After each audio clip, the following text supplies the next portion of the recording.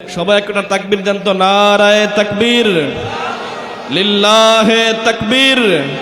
কোরআন সুন্নাহর আলো, আল কোরআনের আলো, আল হাদিসের আলো, নারায়ে তাকবীর।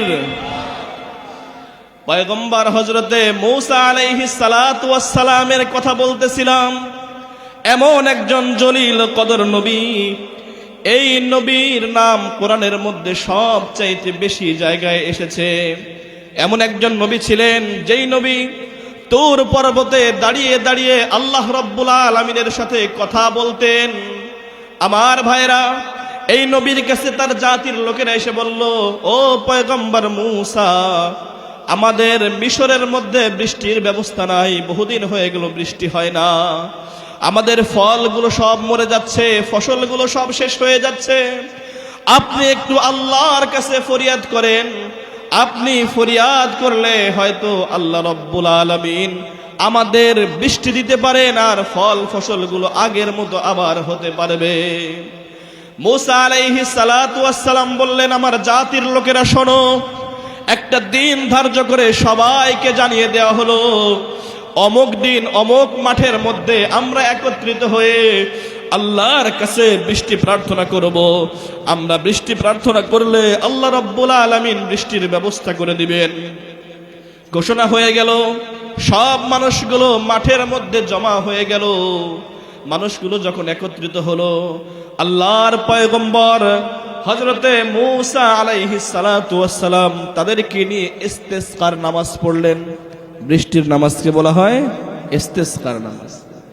মূসা আলাইহিস সালাতু ওয়াস সালাম সবাইকে নিয়ে ইস্তেসকার নামাজ পড়ে আল্লাহর কাছে দোয়া করে, আল্লাহ, মিশরের জমিনে বৃষ্টি নাই, শুধু খরা আর খরা, ফসলগুলো সব নষ্ট হয়ে যায়, ফলগুলো সব নষ্ট হয়ে যায়।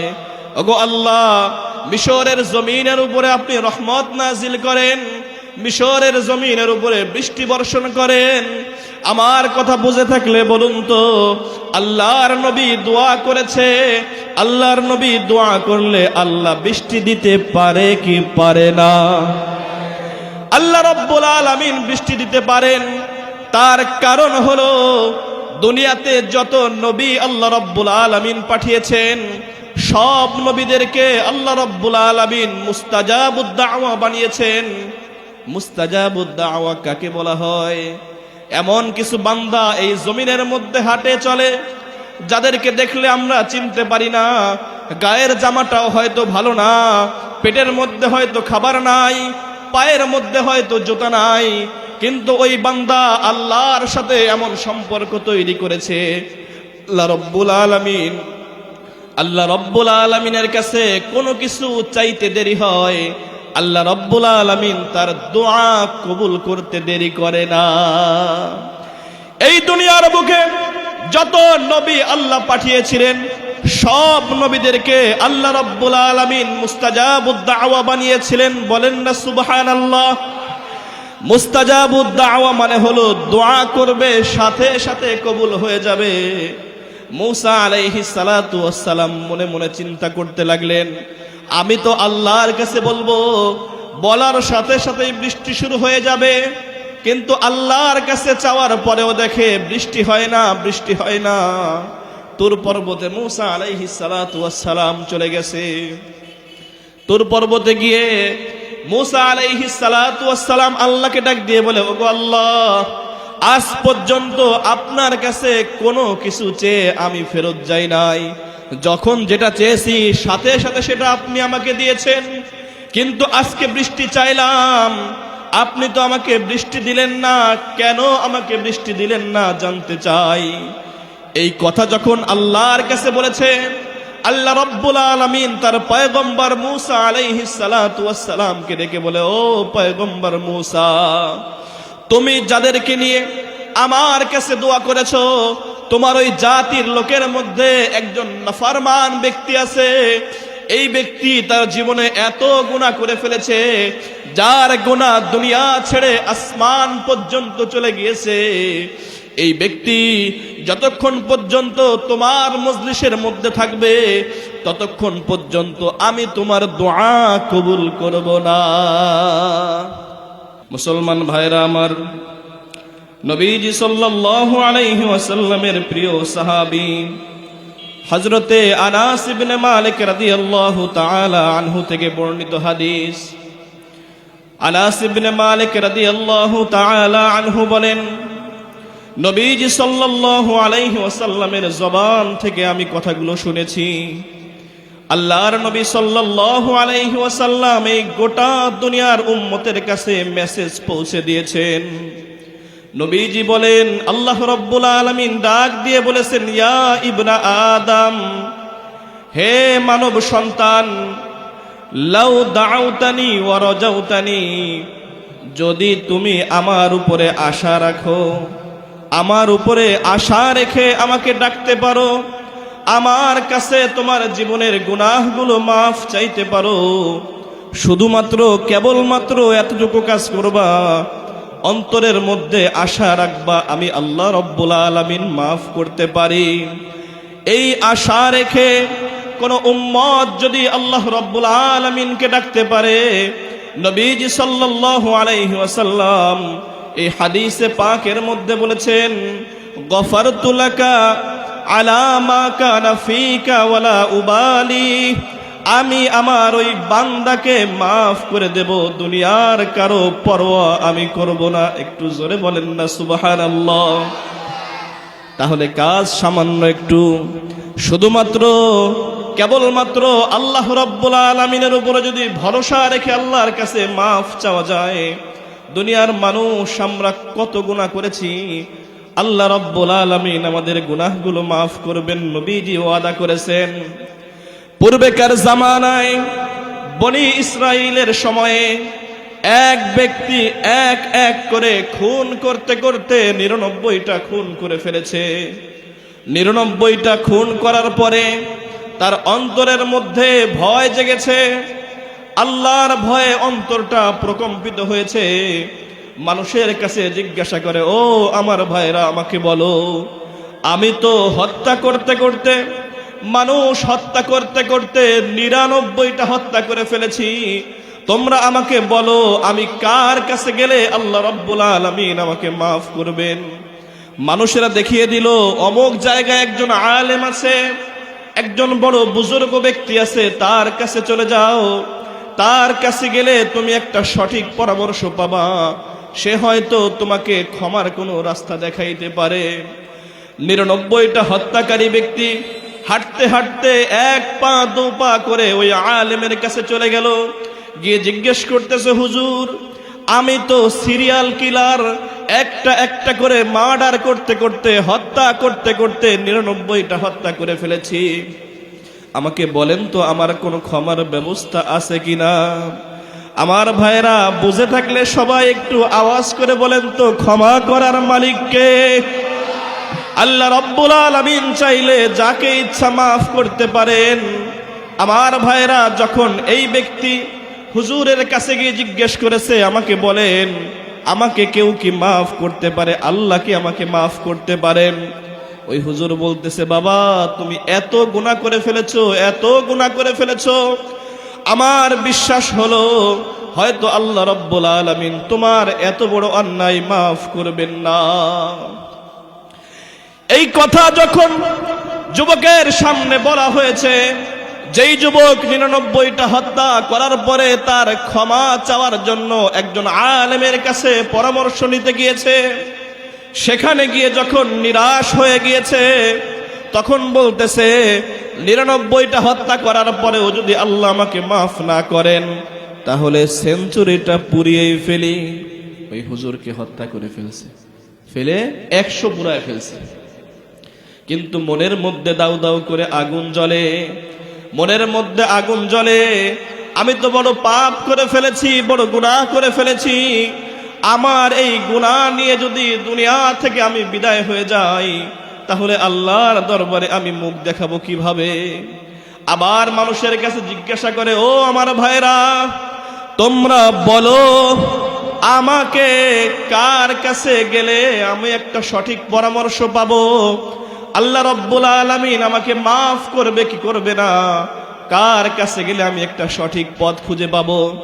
মানুষেরা তখন তৎকালীন সময়ের সবচাইতে বড় আলেমের সংবাদ দিয়ে দিল, অমুক জায়গায় চলে যাও, সেখানে গেলে একজন আলেমের দেখা পেয়ে যাবা, ওই আলেমের সাথে গিয়ে পরামর্শ করো, তিনি হয়তো তোমাকে কোনো সঠিক পরামর্শ দিতে পারবে। যুবক 100 খুন করার পরে 1 পা 2 পা করে হাঁটতে হাঁটতে ওই আলেমের কাছে চলে গেছে। আলেমকে গিয়ে জিজ্ঞেস করতেছে, হুজুর, 1টা নয় 2টা নয় 10টা নয় 20টা নয় 100 খুন আমি করে ফেলেছি, আপনি আমাকে বলেন তো আমার আল্লাহ আমাকে মাফ করবে কিনা? হুজুর ডাক দিয়ে বলতেছে, আল্লাহ রাব্বুল আলামিন জানিয়েছেন, বান্দা যত গুনাহ করো না কেন, লা তাকনাতু মির রাহমাতিল্লাহ। একবার জোরে বলেন না আল্লাহু আকবার। ও আমার বান্দা, যত গুনাহ করো না কেন, আমি আল্লাহর উপরে যদি ভরসা রাখো, আস্থা রেখে আমি আল্লাহর কাছে মাফ চাইতে পারো, আমি আল্লাহ গুনাহ ক্ষমা করার সংখ্যা বলি নাই। ইন্নাল্লাহা ইয়াগফিরুজ যুনুবা জামিআ। আল্লাহ শব্দ ব্যবহার করেছেন জামিআ, 1টা 2টা না, 5টা 10টা না, 100 500 না, জামিআ মানে যত গুনাহ আছে তোমার আমল নামায়, আমি আল্লাহ রাব্বুল আলামিন সব গুনাহগুলো মাফ করে দেব।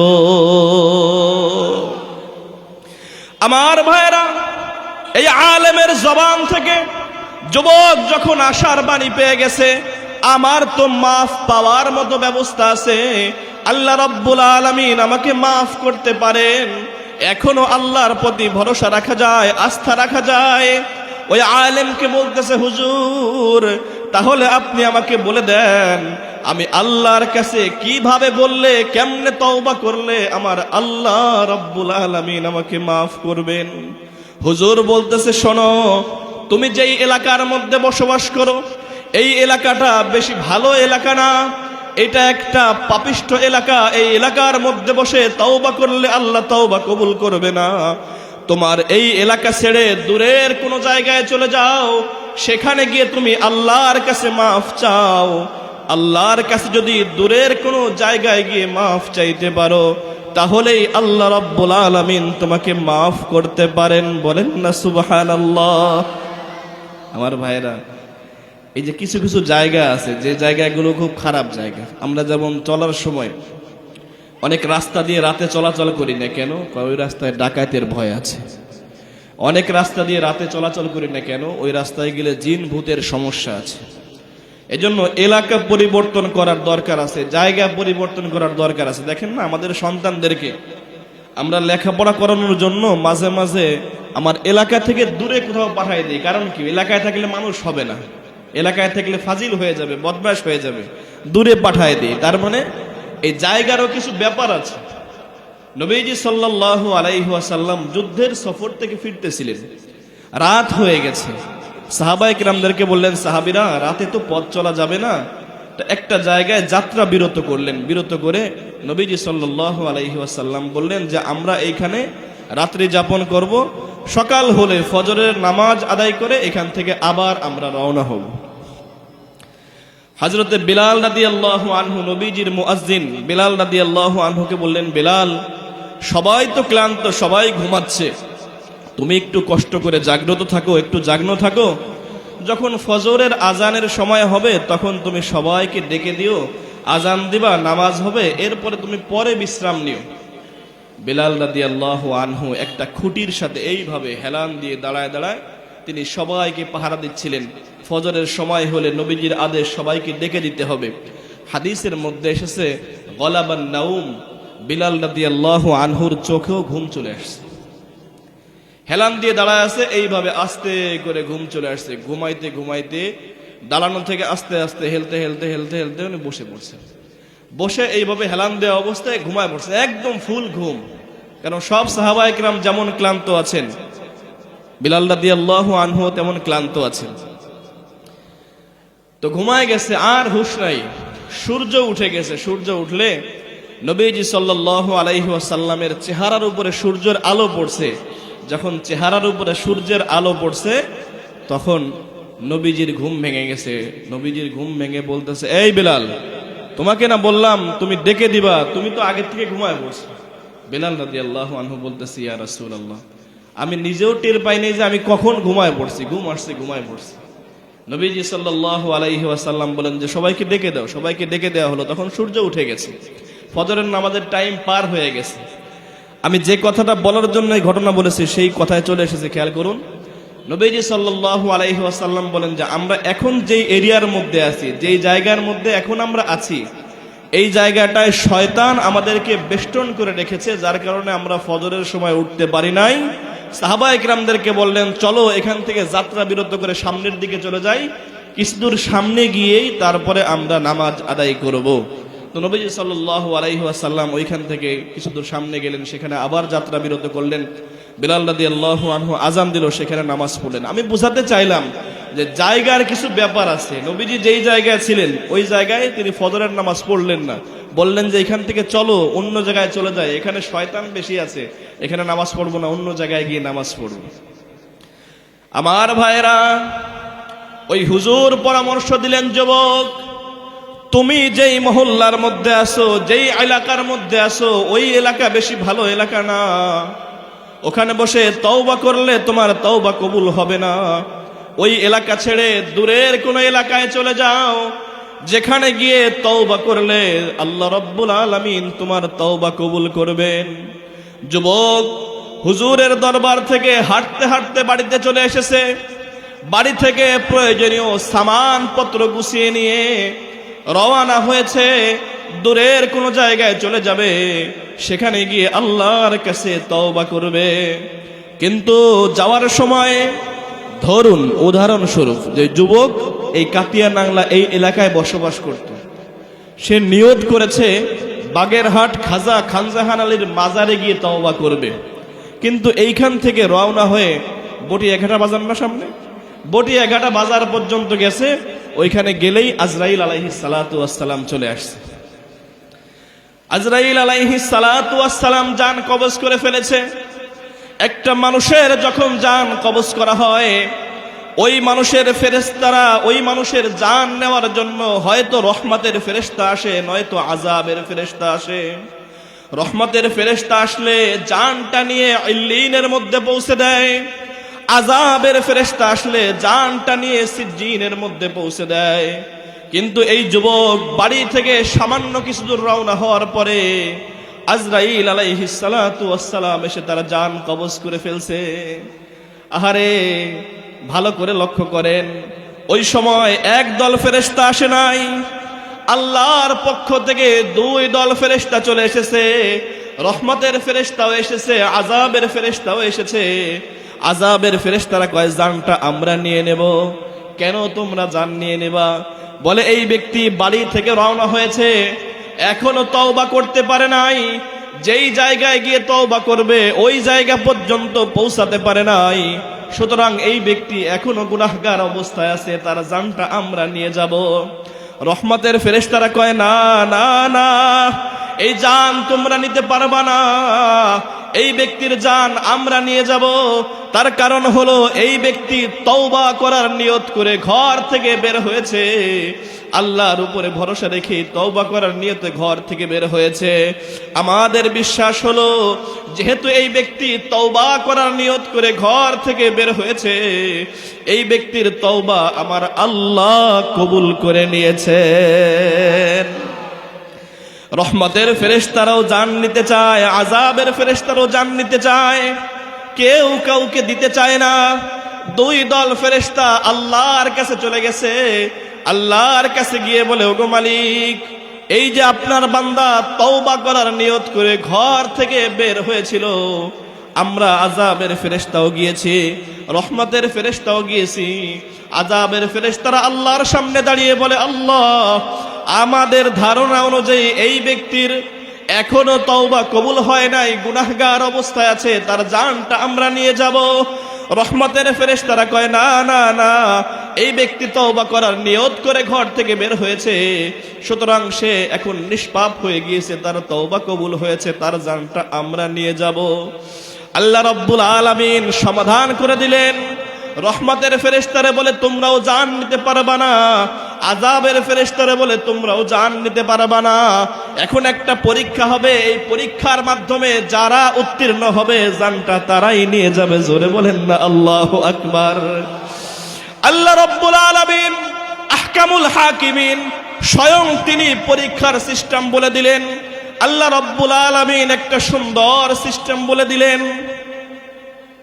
আমার একটা মাদ্রাসা আছে, আমার মাদ্রাসায় মনে পড়লো বলি মাসে, তো বাচ্চারা ওরা তো দিনভর শয়তানি করে আর নালিশ করে। এক একটা বাচ্চা মনে করেন দিনে 40-50 বার নালিশ করে। তো 50টা বাচ্চা থাকলে কয়েক হাজার নালিশ প্রতিদিন শুনতে হয়। তো কেউ এসে বিচার দেয়, হুজুর অমুকে আমার দিকে তাকায় ভেঙ্গাইছে, এখন এর কি বিচার করবো? দুইটারে ডাকি, ডাকার পরে মুখোমুখি দাঁড় করে দিয়ে ওরা বলে যে তোমার কেমনে ভেঙ্গাইছে, ওর দিকে তাকায় ওইভাবে একটু ভেঙ্গায় দেখা। তো এরকম একটু ভেঙ্গায় দেখায়। আমি বললাম যে তোমারও ভেঙ্গাইছে, তুমিও ভেঙ্গায় দিছো, ব্যাস বিচার শেষ।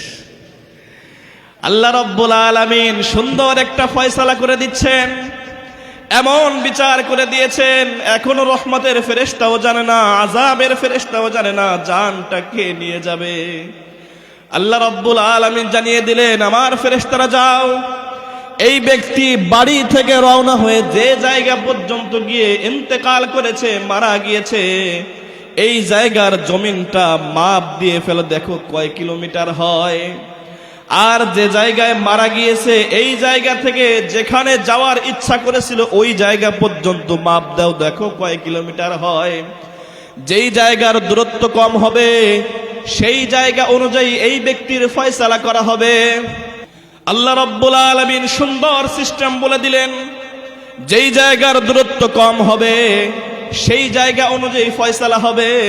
যদি বাড়ি থেকে যেই জায়গায় মারা গিয়েছে এই জায়গার দূরত্ব কম হয়, তাহলে বুঝতে হবে এখনো তওবা কবুল হয় নাই, ব্যক্তি এখনো গুনাহগার আছে, আযাবের ফেরেশতারা তার জান নিয়ে যাবে। আর যেখানে মারা গিয়েছে সেখান থেকে যেখানে তওবা করতে যাওয়ার ইচ্ছা করেছিল সেই জায়গার দূরত্ব যদি কম হয়, তাহলে বোঝা যাবে তওবার দরজা পর্যন্ত প্রায় পৌঁছে গেছে, তার তওবা কবুল হয়ে গিয়েছে, রহমতের ফেরেশতারা তার জান নিয়ে যাবে। ঘটনাক্রমে আমরা যে মাপ ধরেছিলাম না হয়ে বটিয়াঘাটা পর্যন্ত গেছে। এখন এইখান থেকে বটিয়াঘাটা আর বটিয়াঘাটার থেকে বাগেরহাট দূরত্ব কম কোনটার? এখান থেকে বটিয়াঘাটার দূরত্ব কম। আমাদের স্বাভাবিক বুঝ অনুযায়ী আমরা যেটা বুঝতেছি যে এই ব্যক্তি এখনো তওবার দরজা পর্যন্ত যায় নাই, এখনো তার বাড়ির দিকেই সে আছে, সুতরাং তার তওবা এখনো কবুল হয় নাই, আযাবের ফেরেশতারা তার জান নিয়ে যাবে, এটাই আমাদের স্বাভাবিক ধারণা অনুযায়ী বুঝে আসে। আল্লাহ রাব্বুল আলামিন এই বান্দাকে মাফ করতে চান। কারণ হলো ওইটাই যেই কথাটা হাদিসের মধ্যে পড়েছিলাম, ইন্নাকা মা দাআউতানি ওয়া রাজাউতানি গফারতু লাকা আলা মা কানা ফিকা ওয়ালা উবালি। বান্দা তুমি যদি আমার উপরে ভরসা করে, আমার উপরে আস্থা করে ঘর থেকে বের হও, আমি আল্লাহ রাব্বুল আলামিন তোমাকে মাফ করতে কারো পরোয়া করব না। এই বান্দা তো আল্লাহর উপরে ভরসা করে ঘর থেকে ক্ষমা পাওয়ার উদ্দেশ্যে বের হয়ে গিয়েছিল, যদিও যেখানে তওবা করতে যাবে সেই জায়গা আর তার মৃত্যুর জায়গার দূরত্ব বেশি ছিল। আল্লাহর উপরে ভরসা করে ঘর থেকে বের হওয়ার কারণে আল্লাহ রাব্বুল আলামিন জমিনকে আদেশ করলেন, ও জমিন, আমার এই বান্দা আমার উপরে আশা করে ভরসা করে ক্ষমা পাওয়ার নিয়তে ঘর থেকে বের হয়েছে, আমি আমার এই বান্দাকে মাহরুম করব না, বঞ্চিত করব না। জোরে বলেন না সুবহানাল্লাহ। আমার ভাইরা, জমিনকে আল্লাহ রাব্বুল আলামিন অর্ডার করলেন, এ জমিন, মানুষ যেমনি ভাবে আল্লাহর অর্ডার ফলো করতে বাধ্য, বলেন তো জমিন অর্ডার শুনে কার? জমিন তো আল্লাহর অর্ডারে চলে, জমিন তো দুনিয়ার কারো কথায় চলে না। জমিনকে আল্লাহ রাব্বুল আলামিন হুকুম করলেন, জমিন, আমি আমার এই বান্দাকে মাফ করতে চাই, যদিও তার তওবার দরজা অনেক দূরে, কিন্তু জমিন তোমার উপরে আমার আদেশ হলো এই মুহূর্তে তুমি জমিন ছোট হয়ে যাও। আমার আল্লাহ রাব্বুল আলামিন জমিনকে ছোট হয়ে যাওয়ার আদেশ করলেন, সাথে সাথে ওই পাশের জমিনটা ছোট হয়ে গেল আর এই পাশের জমিনটা বড় হয়ে গেল। ফেরেশতারা ফিতা ধরে ধরে মাপ দেয়, মাপ দিয়ে দেখে এই ব্যক্তি তওবা করার জন্য যেই জায়গায় যাওয়ার ইচ্ছা করেছিল সেই জায়গার দূরত্বটা এখন কম দেখা যায়। রহমতের ফেরেশতারা মুস্কি মুস্কি হাসে, বলে আমরা জিতে গেছি, আর কোনো ভয় নাই, কোনো টেনশন নাই। এই ব্যক্তির জানটা আমরা জান্নাতি রুমালের মধ্যে মেশক আম্বারের মধ্যে করে নিয়ে আমরা আল্লাহ রব্বুল আলামিনের নির্ধারিত জায়গা ইল্লিনের মধ্যে পৌঁছে দিব। জোরে বলেন না সুবহানাল্লাহ। আমার ভাইরা, বলতেছিলাম আল্লাহর উপরে যদি আশা রাখা যায়, আল্লাহ বলছেন আমি মাফ করব, এই মাফ করার জন্য আমি কারো পরোয়া করব না, আমি কারো মুখাপেক্ষী নই, আমি কারো পরোয়া করব না, আমি আমার ওই বান্দাকে মাফ করেই দেব। হাদিসের পরের অংশের মধ্যে আল্লাহর নবী সাল্লাল্লাহু আলাইহি ওয়াসাল্লাম বলেন, ইয়া ইবনা আদম লাউ বালাগাত যুনুবুকা আনানাস সামাই সুম্মা আস্তাগফারতানি গফারতু লাকা ওয়ালা উবালি। হে বনি আদম, ও আদমের সন্তানেরা শোনো, তোমার গুনাহ যদি হতে হতে জমিন থেকে গুনাহ করতে করতে তোমার গুনাহ যদি আসমান পর্যন্ত পৌঁছে যায়, গোটা দুনিয়াটা গুনাহে ভরে গেছে, গুনাহ করতে করতে গুনাহ আসমান পর্যন্ত পৌঁছে গেছে। কথা তো আমার না, নবীজির হাদিস শোনাই। তিরমিজি শরীফের 3540 নম্বর হাদিসের বর্ণনা। আল্লাহর নবী বলেছেন, উম্মতেরা শোনো, তোমার গুনাহ যদি হতে হতে হতে হতে জমিন ছেড়ে আসমান পর্যন্ত চলে যায়, গুনার পরিধি যদি অনেক বড় হয়ে যায়, আর আল্লাহর উপরে ভরসা রেখে মাফ চাইতে পারো, তাহলে আল্লাহ রাব্বুল আলামিন তোমার জীবনের গুনাহগুলো মাফ করে দিবেন। পবিত্র কোরআনের মধ্যে একজন নবীর নাম সবচাইতে বেশি এসেছে, আপনারা জানেন তিনি কে? কেউ জানেন? হযরতে মূসা আলাইহিস সালাতু ওয়াস সালাম। কে ভাই? এই পিছনের লোকের আমার কথা বুঝতেছেন? একটু হাত জায়গায় বলেন বুঝতেছেন। সবাই একটা তাকবীর দেন তো, নারায়ে তাকবীর, লিল্লাহে তাকবীর। কোরআন সুন্নাহর আলো, আল কোরআনের আলো, আল হাদিসের আলো, নারায়ে তাকবীর। পয়গম্বর হযরতে মূসা আলাইহিস সালাতু ওয়াস সালামের কথা বলতেছিলাম। এমন একজন জলিল কদর নবী, এই নবীর নাম কোরআনের মধ্যে সবচাইতে বেশি জায়গায় এসেছে। এমন একজন নবী ছিলেন যেই নবী তুর পর্বতে দাঁড়িয়ে দাঁড়িয়ে আল্লাহ রাব্বুল আলামিনের সাথে কথা বলতেন। আমার ভাইরা, এই নবীর কাছে তার জাতির লোকেরা এসে বলল, ও পয়গম্বর মূসা, আমাদের মিশরের মধ্যে বৃষ্টির ব্যবস্থা নাই, বহুদিন হয়ে গেল বৃষ্টি হয় না, আমাদের ফলগুলো সব মরে যাচ্ছে, ফসলগুলো সব শেষ হয়ে যাচ্ছে, আপনি একটু আল্লাহর কাছে ফরিয়াদ করেন।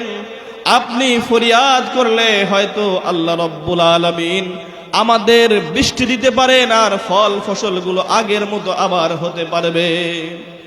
মূসা আলাইহিস সালাতু ওয়াস সালাম বললেন, আমার জাতির লোকেরা শোনো, একটা দিন ধার্য করে সবাইকে জানিয়ে দেওয়া হলো, অমুক দিন অমুক মাঠের মধ্যে আমরা একত্রিত হয়ে আল্লাহর কাছে বৃষ্টি প্রার্থনা করব।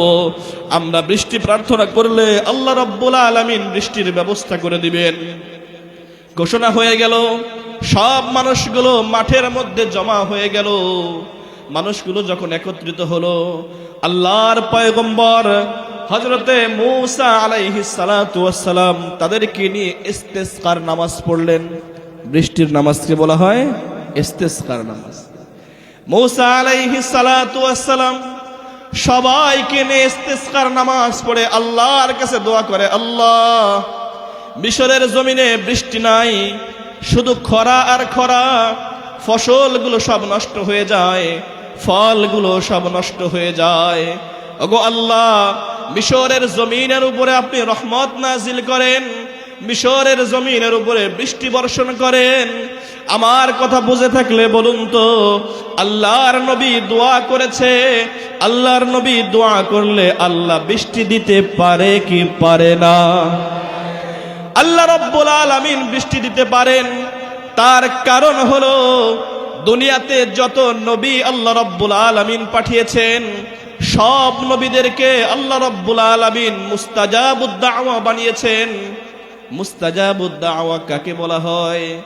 এমন কিছু বান্দা এই জমিনের মধ্যে হাঁটে চলে, যাদেরকে দেখলে আমরা চিনতে পারি না। গায়ের জামাটাও হয়তো ভালো না, পেটের মধ্যে হয়তো খাবার নাই, পায়ের মধ্যে হয়তো জুতা নাই, কিন্তু ওই বান্দা আল্লাহর সাথে এমন সম্পর্ক তৈরি করেছে। আল্লাহ রব্বুল আলামিনের কাছে কোনো কিছু চাইতে দেরি হয়, আল্লাহ রব্বুল আলামিন তার দোয়া কবুল করতে দেরি করে না। এই দুনিয়ার বুকে যত নবী আল্লাহ পাঠিয়েছিলেন, সব নবীদেরকে আল্লাহ রব্বুল আলামিন মুস্তাজাবুদ দাওয়া বানিয়েছিলেন। বলেন না সুবহানাল্লাহ। মুস্তাজাবুদ দাওয়া মানে হলো দোয়া করবে সাথে সাথে কবুল হয়ে যাবে। মূসা আলাইহিস সালাতু ওয়াস সালাম মনে মনে চিন্তা করতে লাগলেন, আমি তো আল্লাহর কাছে বলবো, বলার সাথে সাথেই বৃষ্টি শুরু হয়ে যাবে, কিন্তু আল্লাহর কাছে চাওয়ার পরেও দেখে বৃষ্টি হয় না, বৃষ্টি হয় না। তুর পর্বতে মূসা আলাইহিস সালাতু ওয়াস সালাম চলে গেছে। তুর পর্বতে গিয়ে মূসা আলাইহিস সালাতু ওয়াস সালাম আল্লাহকে ডাক দিয়ে বলে, ওগো আল্লাহ, আজ পর্যন্ত আপনার কাছে কোনো কিছু চেয়ে আমি ফেরত যাই নাই। যখন যেটা চেয়েছি সাথে সাথে সেটা আপনি আমাকে দিয়েছেন, কিন্তু আজকে বৃষ্টি চাইলাম, আপনি তো আমাকে বৃষ্টি দিলেন না। কেন আমাকে বৃষ্টি দিলেন না জানতে চাই। এই কথা যখন আল্লাহর কাছে বলেছে, আল্লাহ রাব্বুল আলামিন তার পয়গম্বর মূসা আলাইহিস সালাতু ওয়াস সালামকে ডেকে বলে, ও পয়গম্বর মূসা, তুমি যাদেরকে নিয়ে আমার কাছে দোয়া করেছো, তোমার ওই জাতির লোকের মধ্যে একজন নাফরমান ব্যক্তি আছে। এই ব্যক্তি তার জীবনে এত গুনাহ করে ফেলেছে, যার গুনাহ দুনিয়া ছেড়ে আসমান পর্যন্ত চলে গিয়েছে। এই ব্যক্তি যতক্ষণ পর্যন্ত তোমার মজলিসের মধ্যে থাকবে, ততক্ষণ পর্যন্ত আমি তোমার দোয়া কবুল করব না। একটু আগেই হাদিসের মধ্যে শুনেছি, যদি কোনো বান্দার গুনাহ জমিন থেকে আসমান পর্যন্ত পৌঁছে যায়, তারপরেও আল্লাহর কাছে ভরসা করে মাফ চায়, বলেন তো আল্লাহ রাব্বুল আলামিন তার ওই বান্দাকে মাফ করতে পারে কি পারে না? আল্লাহ রাব্বুল আলামিন তো মাফ করতে পারেন। নবীজি সনদ দিয়েছেন, নবীজি জানিয়েছেন, মূসা আলাইহিস সালাতু ওয়াস সালাম যখন এই কথা শুনেছে, মূসা, ভাই আমার দিকে খেয়াল করেন, মূসা আলাইহিস সালাতু ওয়াস সালাম খুব রাগী মানুষ ছিলেন।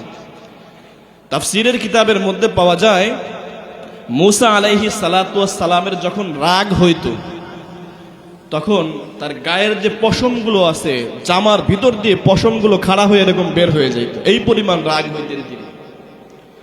ঘটনা তো একটা বর্ণিত আছে, মূসা আলাইহিস সালাতু ওয়াস সালাম তার দলের এক লোক, মূসা আলাইহিস সালাতু ওয়াস সালামের অনুসারী, আর ফেরাউনের দলের এক লোক, ফেরাউনের অনুসারী, এই দুইজনে ঝগড়া লাগছে।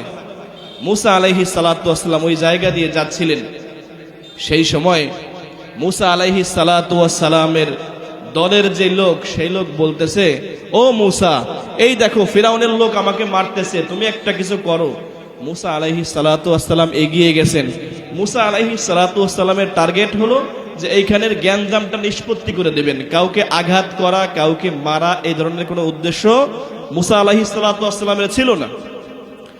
ঘটনাক্রমে মূসা আলাইহিস সালাতু ওয়াস সালাম দুইজনের বিবাদ মীমাংসা করতে গিয়ে ফেরাউনের গ্রুপের যেই ব্যক্তি, তারে বাম হাত দিয়ে একটা চড় মারছে। বাম হাত দিয়ে চড় একটা মারছে তো মারছে।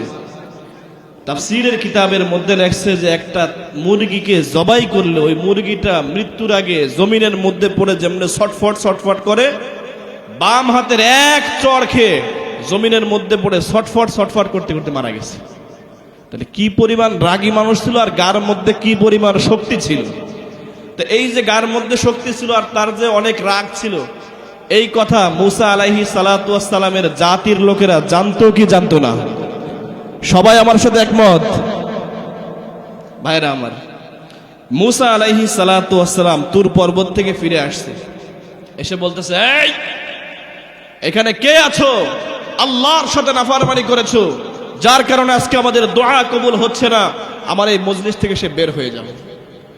এই কথা যখন বলছে তখন ওই লোকটা তো বুঝতেছে যে মানে গুনাহ আমি করছি, অন্যায় আমি করছি, আমি অপরাধী, সে বুঝতেছে।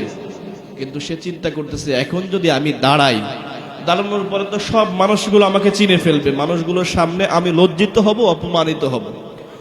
একটা হলো লজ্জার ভয়, 2 নম্বর ভয় হলো সে তো জানে মুসা আলাইহিস সালাতু ওয়াস সালামের বাম হাতে শক্তি কতটুকু আছে। চিন্তা করতেছে, এখন যদি দাঁড়াই আর মুসা আলাইহিস সালাতু ওয়াস সালাম রাগ হয়ে যদি বাম হাত দিয়ে এক চড় মারিয়ে দেয়, তাহলে জান নিয়ে আজকে এখান থেকে ফেরা যাবে, এটা তার জানা আছে। এই কথা জেনে আমার দিকে খেয়াল করেন ভাই, আশেপাশে কথা বলেন না, আশেপাশে কথা বলেন না, আওয়াজ কমায় ভাই, আমার দিকে খেয়াল করেন।